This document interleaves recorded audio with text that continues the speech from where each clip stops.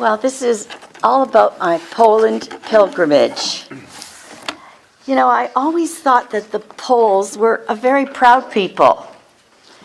And after a 15-day pilgrimage to their country, I can see why. It's a beautiful country. It's a spiritual country, and probably the most Catholic country in the world. Both the Prime Minister and the President are devout Catholics who receive Holy Communion every morning before Parliament. The architecture of the churches and buildings, the altars, the paintings, the artwork, it's second to none. And I've been to Rome, and I've been to Jerusalem. I mean, it doesn't beat Jerusalem for sure, walking in Jesus' footsteps, but it is magnificent. It's a trip of a lifetime. What a great spiritual adventure. Following in the footsteps of St. Faustina involves following in the footsteps of Pope John Paul II because of their mystical relationship.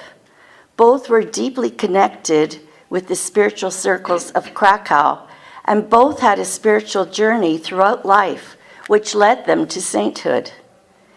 It's impossible to understand the miraculous events which led to their sainthoods without understanding the remarkable history of Poland, including the social, political, and economic situation. And with this, I really struggled because history was my least favorite subject in high school. I hated history. And this history is so complex, so convoluted, but I found it to be so interesting and so intriguing. I made a chart. I thought that maybe some of you could see, because I think it's very important to relate to what happened in Poland. Poland didn't exist on any world map for over 100 years. From 1795 until 1918, there was no Poland on any map because Prussia took over in 1795, then Austria and Russia, they partitioned it. And they took away the whole statehood of Poland.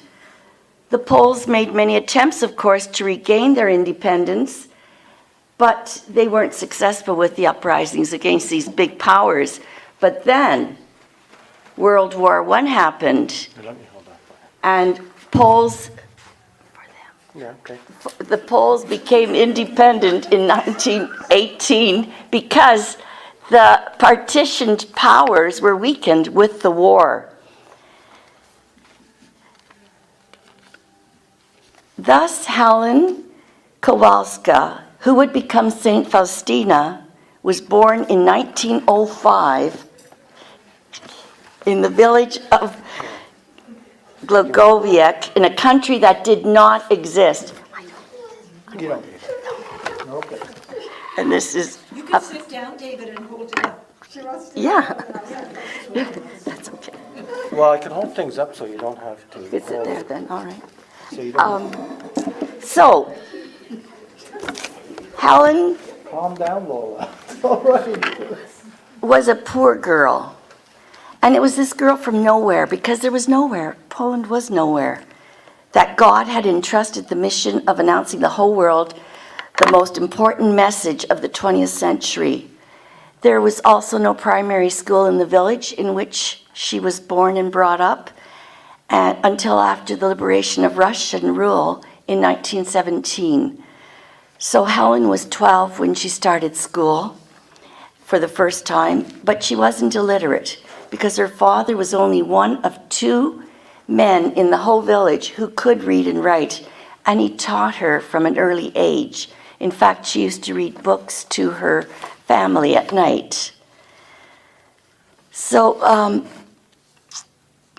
they were so poor that they only had one dress to share among the girls, and so she could only go to Mass every third or fourth Sunday. And they took turns going to Mass because they took turns wearing the dress. But when she was unable to go to Mass, Helen took up a book of devotions and she prayed in solitude.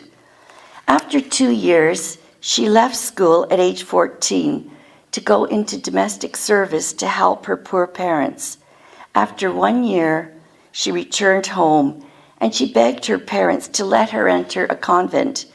But the Kowalskas were too poor to afford an appropriate dowry, and they said no. Next, she went to the second largest city in Poland, Lodz, where she lived and worked for 2 years. At 18, again, she went home and asked for her parents' consent to enter a convent. Again, she was flatly refused, although she was aware of the call in her soul to vocation. One July evening, she heard a voice in her soul, "Go at once to Warsaw. You will enter a convent there." The very next day, she packed her for Warsaw, despite the objections of her father and mother. Yet many trips to convents that she approached in Warsaw ended in failure because she didn't have a dowry and she didn't have a modest trousseau.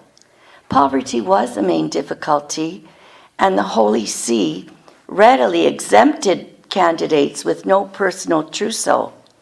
One day, she arrived at the convent door of the Congregation of the Sisters of Our Lady of Mercy. The Mother Superior was going to dismiss her, but then decided to give her a 5-minute interview. And when she was speaking to her, she saw how spiritual she was and full of the Lord and full of the grace. So she accepted her on the condition that she would go back to work for a while to save money for her trousseau. Thus, she returned to work for a year, saving all her wages for her trousseau, and returned August the 1st, 1925, and she was age 20, and she crossed the threshold of the convent, and she gave thanks to God with all her strength for finding a convent. Here in the convent were 2 groups. The better educated group did educational work with girls, whereas the sisters of the second group, where Helen was put, did all the support work in the kitchen or garden. All, however, were obliged to be solicitous about the salvation of the souls entrusted to them, even if only through prayer. One day, her guardian angel took her to purgatory. In the blink of an eye, she was in a misty place full of flames, but the flames didn't harm her. She saw a multitude of suffering souls who prayed unceasingly with no benefit. They told her their greatest torment was their longing for God, and only someone's prayers from without could help them. So Faustina then understood that she had to pray more for souls in purgatory so that their suffering could be shortened and they could be united with God. Now she was a novitiate, and she was called Sister Maria Faustina. Her whole novitiate, 2 years, from April 1928 to from 1926 to April 1928, was spent at the convent in Lagwiniki, Krakow. Her directress told Faustina to be always trusting, simple, and humble. She taught her not to complain, but to be pleased with everything, to be calm when all panicked, to perceive God's blessing in situations that others saw as a curse. A childlike attitude of trust, she said, was the key to God's graces. Faustina always bore every humiliation and unpleasantness, great or small, without complaint or resentment. Faustina explained, no one should ever complain to people, but to God alone. Faustina was bright and cheerful, yet she went through a painful period of spiritual darkness at the end of her first year of her novitiate. She did not show how much she was suffering inwardly. A strange dryness crept into this period of her spiritual life. Prayer ceased to bring her consolation, to bring her the relief, and it became burdensome. During this period, she had a vision of Therese of the Child Jesus, who informed her that she would go to heaven and that she would be canonized. Her parents, Stanislaw and Mariana, came for the ceremony of her first religious vows in April 1928, and Stanislaw was deeply moved when she told him, "You see, Daddy, the one to whom I made my vows is my husband and your son-in-law." Whereas her novitiate of 2 years was spent in one place, the next phase was the juniorate stage of her religious life, and that lasted 5 years, and it was one of constant transfers. It was at Plot that Jesus first revealed himself to her and told her to paint the image with the signature, "Jesus, I trust in you." It was here, too, that he first expressed his wish for the Feast of Divine Mercy for the whole church.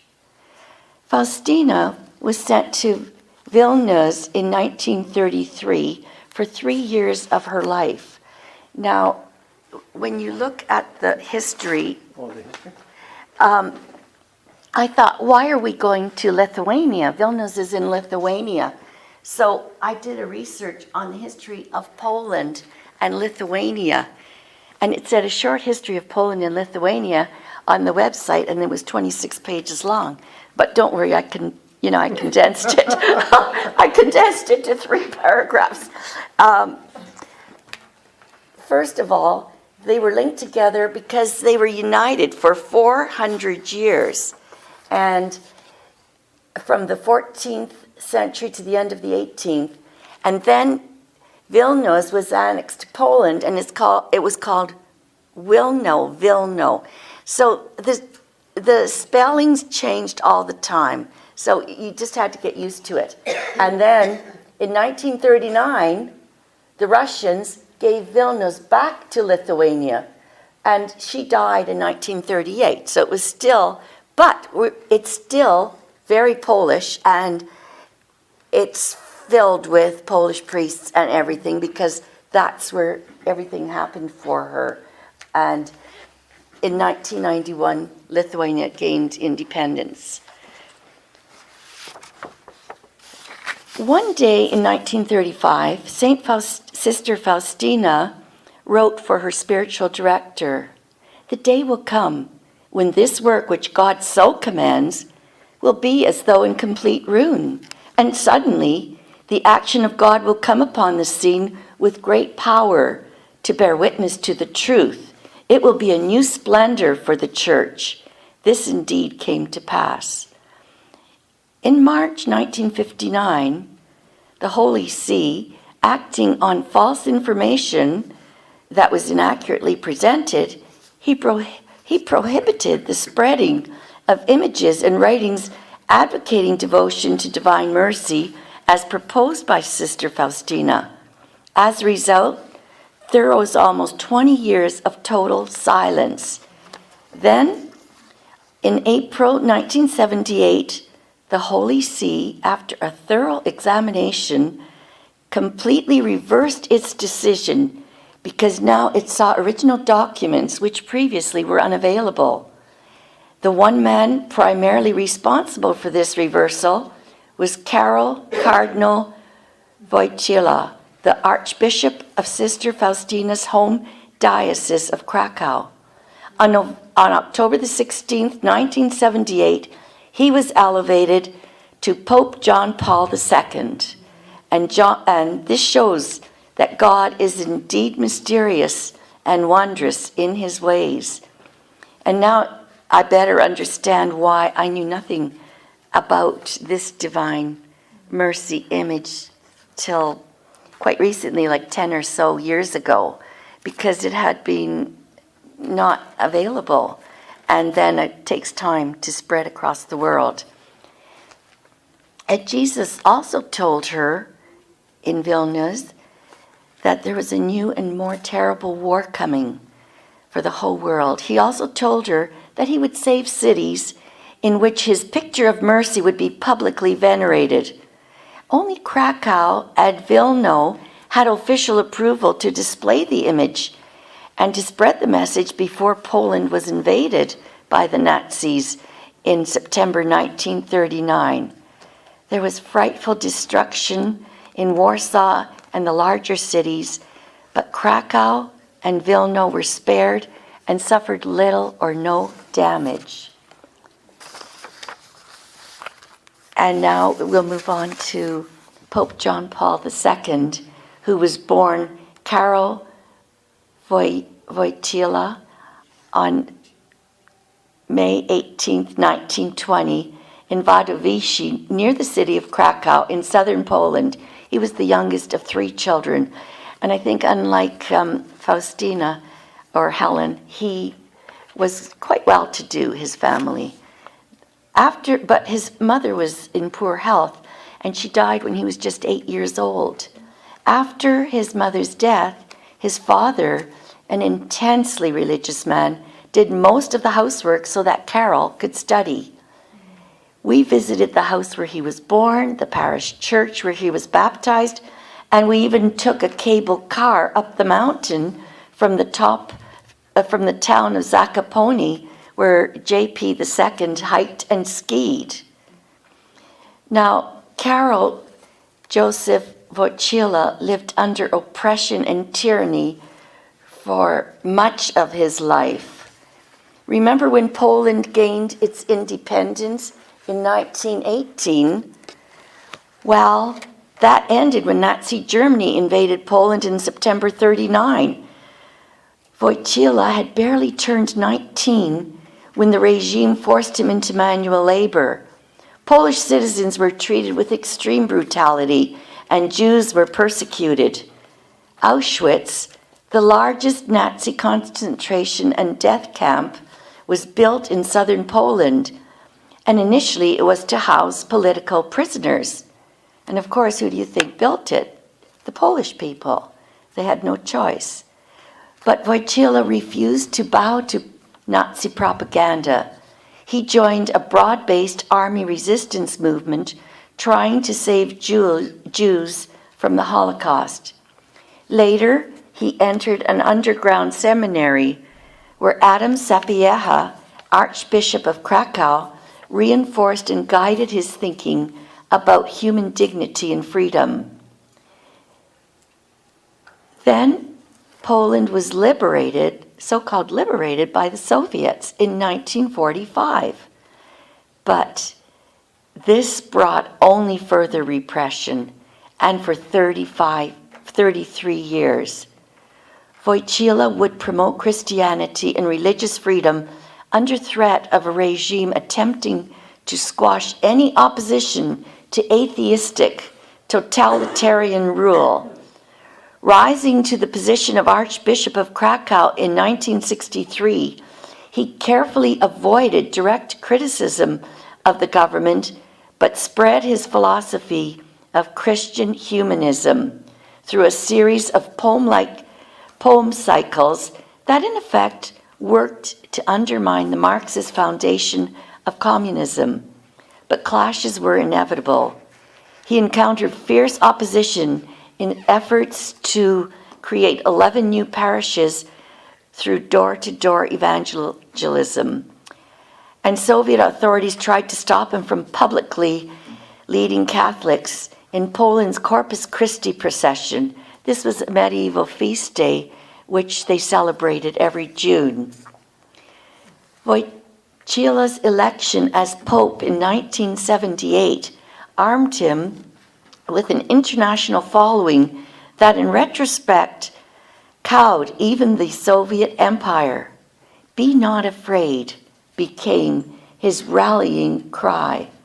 You can see on the chart that it was communist Poland from 1945 to 1989. And he became Pope during that time. He warned communist authorities that the papacy would watch them closely because he embarked on a dangerous 9-day public pilgrimage to strengthen the brethren in Poland. And he said, this world will be watching you, and you should watch your conscience. The people responded to John Paul II's visit with loyalty, born of years of shared suffering.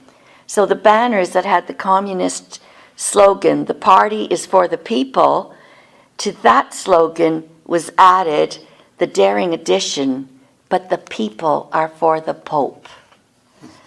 On December the 1st, 1989, Soviet President Mikhail Gorbachev visited John Paul II in the Vatican. It marked the extraordinary end to hostilities between Rome and Moscow and the triumph of Christian faith over communism. Taking his wife Raisa by the hand, Gorbachev introduced her to John Paul II. "Raisa, I have the honor to introduce the highest moral authority on earth." Then he joked, "And he's Slavic, just like us." To commence the legacy of every Pole's favorite pope, construction began on a new, ever-expanding and evolving complex in 2008. Located in Laguniki, within convenient walking distance of the Sanctuary of Divine Mercy, the ambitious John Paul II Center is essentially a small city within the city. It's aimed at hosting conferences and accommodating pilgrims, and it's just a marvelous site. If I had known that I'd have a helper, I have so many wonderful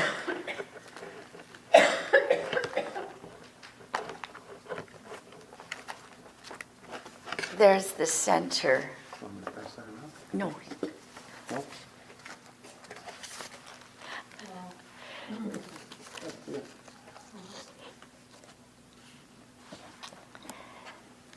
So,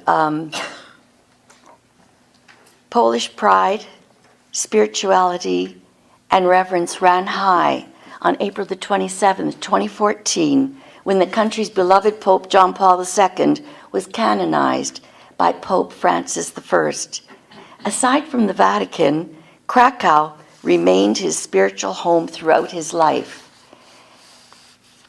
And I just want to touch on a couple of more parts of our program on this pilgrimage, because it included many blessed and saintly visits, and I will touch on a couple more. We left Toronto Airport and landed in Warsaw, Poland, where we drove in a luxury bus. It was a Mercedes-Benz, the first Mercedes-Benz I'd ever been in. But apparently, because Poland is so close to Germany, most of the vehicles are Mercedes-Benzes, I discovered. But this was our first stop, and we drove to Niepokalano, a monastery run by Franciscan friars dedicated to living a radical consecration to the Immaculate Virgin. The Shrine of Mary Immaculate, built by Father Maximilian Kolbe, was consecrated on December the 7th, 1927. The Mason movement had begun in France and went to Rome to destroy the church. Kolbe started the movement of Mary and appealed to the Polish people to pray against this evil. He started a Marian radio too, which is still ongoing in Poland. And it's really wonderful that people can have, religious broadcasts over the radio. Maximilian, who was ordained a priest in 1918, took on publishing, and he founded a monthly periodical entitled Night of the Immaculate. And the Franciscan monastery at Niepokalano became a major religious publishing center. And during the first decade of the monastery's existence, Father Kolbe opened monasteries in both Japan and India. Poor health forced him to return home to Poland in 1936. And during the World War II invasion by Germany, He opened up a temporary hospital to aid those in need. He continued to work in his monastery, providing shelter for refugees, including hiding 2,000 Jews from German persecution. He started publishing again and issued many anti-Nazi German publications.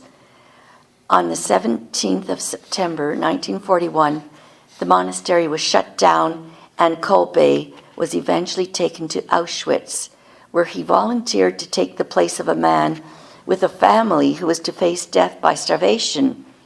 During the last days of his life, Kolbe led prayers to Our Lady with the other prisoners, and he remained calm.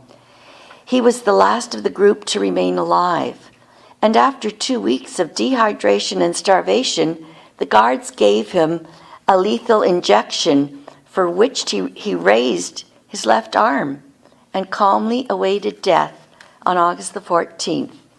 He is the patron saint of drug addicts, prisoners, families, and the pro-life movement.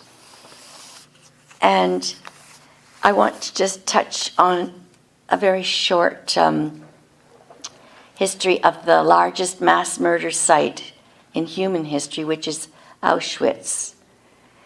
We saw the well-preserved Block 11 prison inside the camp, a prison within a prison which housed Max Kolbe. Outside there was a huge portrait of Max Kolbe where we prayed the chaplet, and this was on October the 2nd, the anniversary of his canonization. Here too was Edith Stein. Edith was born in 1891. She was the youngest child of a large Jewish family who became a Catholic and then a Carmelite nun after being inspired reading about Teresa of Avila.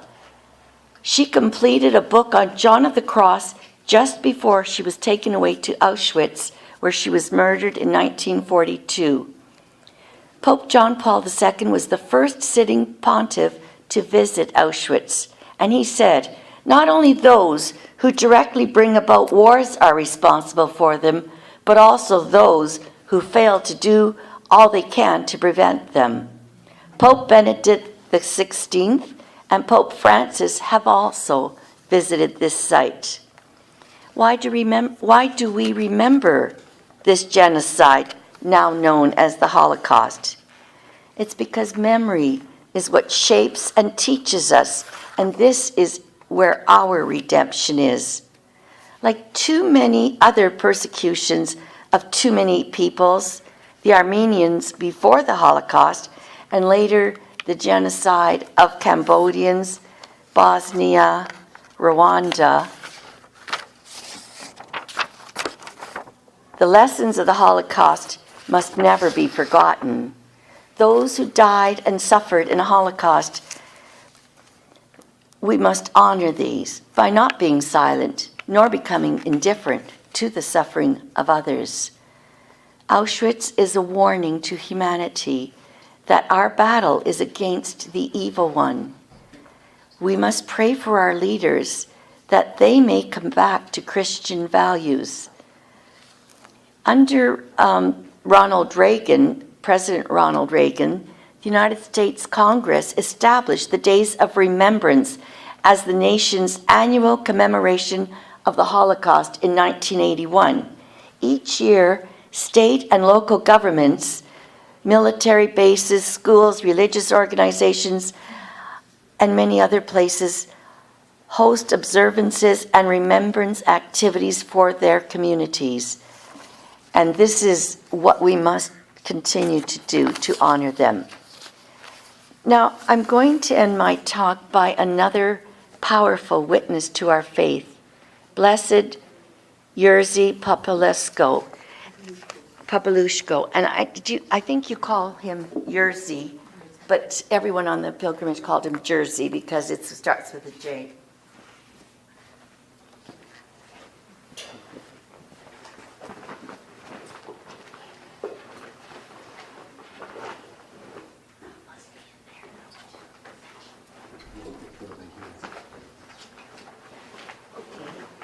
And I have a book of him.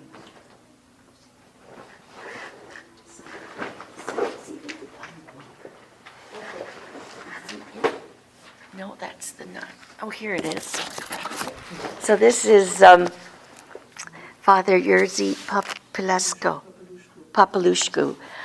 He was born in 1947, and he enrolled in the seminary of St. John the Baptist in Warsaw at age 17 in June 95.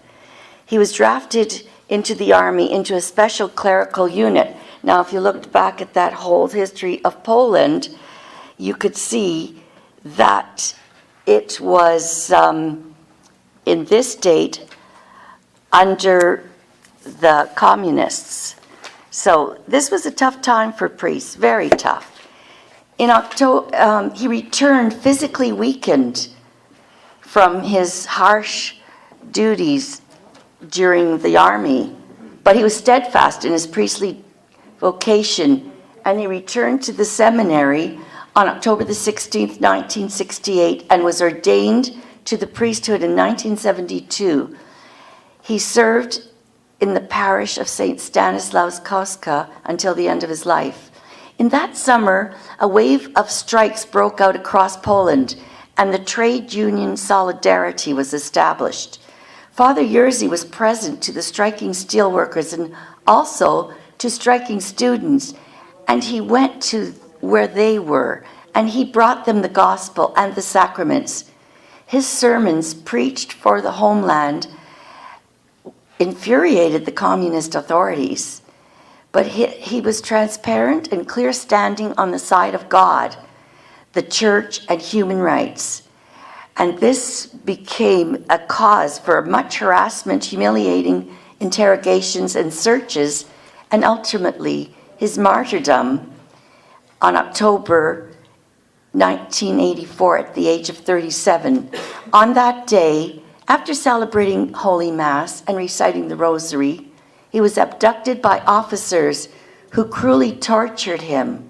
Then they transported his mauled body in the trunk of a car, tied him to stones, and threw him in the Vistula Lagoon. This crime was committed to shut the mouth of a priest hated by the regime. In this way, the communist regime once again showed its true inhumane face. The grave of the Warsaw martyr, we also visited that, became a site of pilgrimage for people coming from all over Poland and the whole world. Culmination of many requests for his beatification took place in 2009 when Pope Benedict XVI signed the decree of martyrdom for Father Jerzy Papalushko. This was in the last days of the year for priests proclaimed by Pope Benedict XVI. Thus, the Warsaw martyr appears as a model priest who followed Jesus Christ and was ready for everything, including sacrificing his life. This amazing priest had an amazing mother, and I wish I had had her advice on raising children 40 years ago.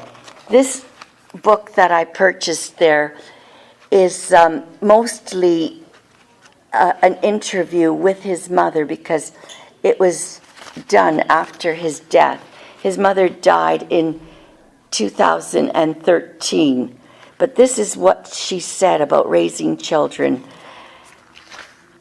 A little child must be taught the path leading perfectly straight to heaven. Love people, love God, love with your heart and deeds, and you'll be in heaven with the angels. As soon as I get up in the morning, I immediately cry out to the Lord, "Praise Christ the Lord." And while I get dressed, a voice calls out from my heart, "Praise Christ the Lord." And when I meet a neighbor, I first say to them, "Praise Christ the Lord." This woman herself, I think, could be canonized for just the beautiful nature she has. When she was asked, would you change anything in your life if you could? Her simple advice was, no, I would not change a thing, because I follow God's advice. I am calm in my conscience. Jesus is with me. I am with him, and I am never alone. When we asked her about her son's death, she looked at us piercingly and said with strength in her voice, he certainly offered his suffering for the freedom of the church, for the freedom of the homeland. Mariana Popolowski lived to see the beatification of her son.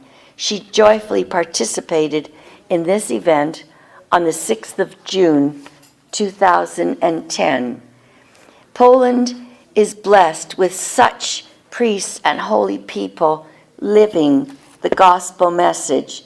And indeed, Mary was proclaimed Queen of Poland centuries ago, and just recently, a few weeks ago, Parliament declared Jesus to be King of Poland. If we could have this in our country, when you see the history, that in itself is a miracle.